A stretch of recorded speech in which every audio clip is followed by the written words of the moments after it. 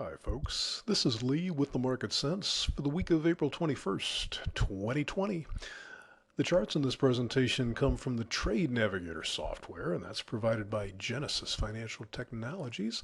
This is our vaunted weekly bond market chart, and you can see here bonds have gotten up near the resistance here. We're going to call this 182.5, 182.16, right in that vicinity. They may hold it, they may not. Doesn't really matter. Not that excited about it, nor the support down here just below 178, 78.30, 28, somewhere in there, 77.30 to 28. None of this matters because we've still got 192 and 167 as the bounds of a long-term congestion that I expect us to remain in for quite some time. I have to say, though, we have this one close a couple weeks ago below this little three-period moving average. That's the only one on a weekly basis this whole year. That is an impressive amount of strength. Thing is, at this point, I don't think it's anything directly related to the debt market. It's probably just related to the fact that we have negative crude oil prices. And that's not as good as it sounds. I mean, it sounds wonderful to be able to have somebody pay you to put gas in your car, but that's really not the reality. The reality is that American oil companies won't be able to make any money, won't be able to employ people, and next thing you know, we're back being very dependent on foreign oil again. All those fears scared the stock market a little bit this week. They'd been doing pretty good after bouncing off this low here. But they did get back to the area that we were looking at here since this breakdown, and they've turned back down now. So this is something we need to watch very closely here.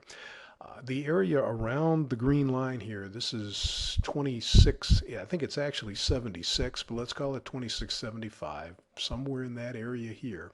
If they hold this week above that or hold in that area, that would be very impressive.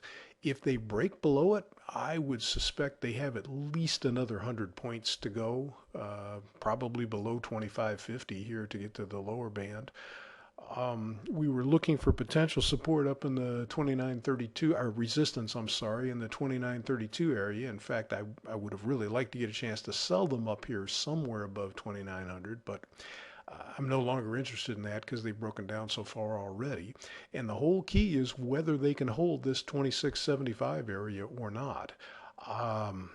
My guess is not, but I'm going to be monitoring them because if they do, again, that would be quite impressive and, maybe send us on a little move up here.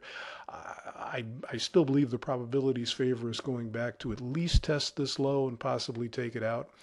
And I'll remind you that I think this price action looks a lot like some that occurred in October of 2008. The market had some vicious, vicious rallies off of that October low, but it didn't really make the low for the move until March. Now, I'm not expecting that this has to take 5 months to make a new low. I'm just saying there's reason to believe why this low may not be the one that's going to hold forever. But I'm getting way ahead of myself. I'm not a long-term trader. Right now, we're looking at this 26.75 area. I don't think it will hold, but I'll be monitoring to see if it does. And if it does, it might be worth buying because we could see them over 2,900 still this week if that holds. So that's what we've got for you today. I hope you can find something profitable to get